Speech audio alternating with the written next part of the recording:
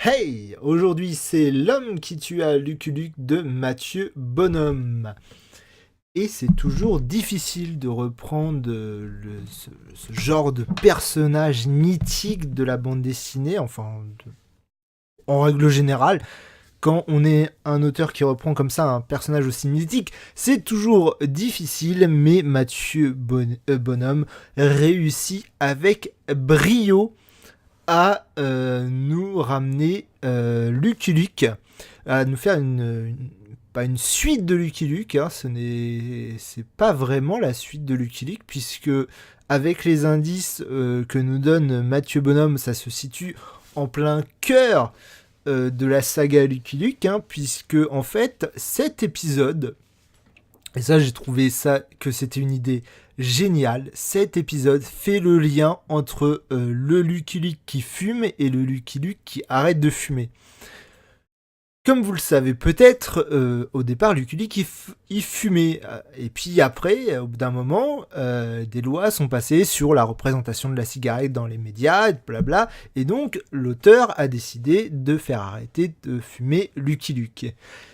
Et donc, là, Mathieu Bonhomme s'est dit, allez, je vais faire une BD Lucky Luke, où dedans, en arrière-fond de la BD, vraiment c'est pas l'histoire principale, hein, en arrière-fond de la BD, on va avoir cet arrêt de la cigarette du Lucky Luke, et c'est très bien parce que en plus, à aucun moment dans la BD, il montre Lucky Luke fumer, en fait.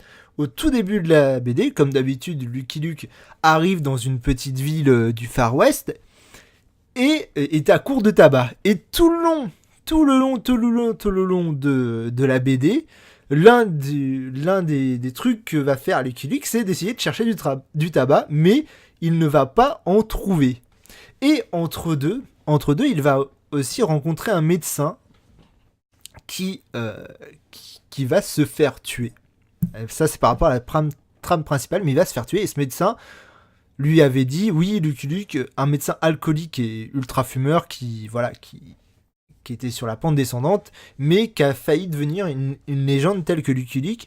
Et le médecin lui a dit, oui, Lucky Luke, ils deviennent amis, lui disent, oui, Lucky Luke, faut pas que tu fumes, ne deviens pas comme moi, ne sombre pas comme moi, arrête de fumer. Et là, donc, à la fin de la BD, on voit Lucky Luke qui prend la décision de ne plus fumer, et il prend sa fameuse paille entre les dents.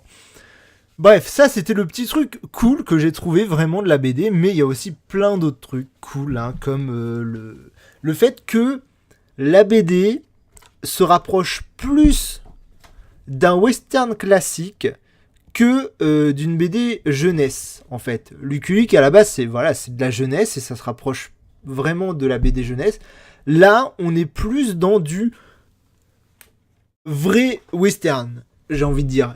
Dans le sens où Lucky Luke avant c'était du western cartoon pour la jeunesse, là on se rapproche du vrai western, et il y a toute la BD est parcourue de ce jaune qui est magnifique, qui est de cette teinte jaune qui est magnifique, c'est génial. Et même l'histoire est un peu plus mature, et donc voilà, on s'approche vraiment d'une vraie BD western qu'on pourrait trouver dans n'importe quel rayon adulte, qui est vachement plus mûr. Et donc l'homme qui tua Lucky Luke, donc c'est Lucky Luke qui arrive dans une petite ville après que il y ait eu une attaque de diligence qui amenait l'or qu'avaient ramené les mineurs, a amené l'or à la banque. Et donc la diligence se fait attaquer et l'or est volé. Et donc Lucky Luke pas se propose, mais on demande à Lucky Luke de retrouver l'or.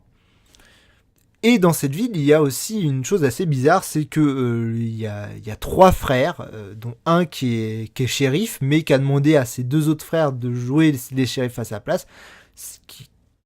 Ils sont un peu bizarres et tout ça, on se demande ce qui se passe. Et en fait, au bout d'un moment, on découvre qu'en fait,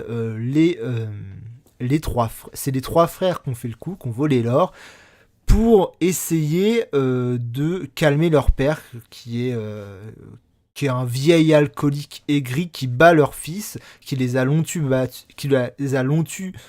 battus, hein, c'est des enfants battus, et donc ils ont découvert à un moment que quand leur père trouve de l'or, et il se calme, il arrête de les battre, et donc ils avaient mis au point ce truc de voler l'or et de distribuer au fur et à mesure l'or à leur père en lui disant oh regarde dans la mine il y a une pépite là, il y a une pépite là, et comme ça ils auraient pu calmer le père pendant plusieurs années.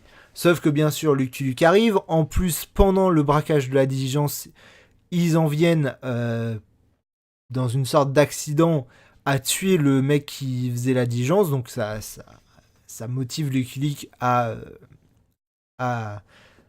encore plus enquêter, en plus du fait que ces idiots, ces trois fers paniquent et font tout pour mettre des bâtons dans les roues à Lucky Luke, ce qui énerve encore plus Lucky Luke, qui est lui aussi en manque, comme j'ai dit, de tabac, donc c'est quelqu'un qui est sur les nerfs à ce moment-là, contrairement à d'habitude où il est très calme, là il y a plusieurs fois où il s'énerve vraiment. Donc voilà, on a un Lucky Luke plus moderne, avec des dessins vraiment excellents. Je pensais pas que j'allais autant aimer les dessins dans ce nouveau Lucky Luke. C'est vraiment cool. C'est vraiment un beau Lucky Luke, j'ai envie de dire. Et bah voilà, Lucky Luke, il a grandi avec son public. Et là, on retrouve... En fait, voilà, c'est sur ce mot-là, sur ce mot de la fin-là que je vais finir. C'est que on a un Lucky Luke pour les gens qui ont grandi avec Lucky Luke. Et donc là, avant Lucky Luke, quand ils étaient petits, Lucky Luke s'adressait à eux en tant qu'enfants, on va dire, d'une dizaine d'années. Et là, maintenant, Lucky Luke s'adresse à eux en tant qu'adultes d'une vingtaine d'années. Allez, ça va être bon pour ce magnifique Lucky Luke qui nous revient en grande forme. J'espère que Mathieu Bonhomme va nous faire d'autres Lucky Luke. Moi, je vous dis au revoir.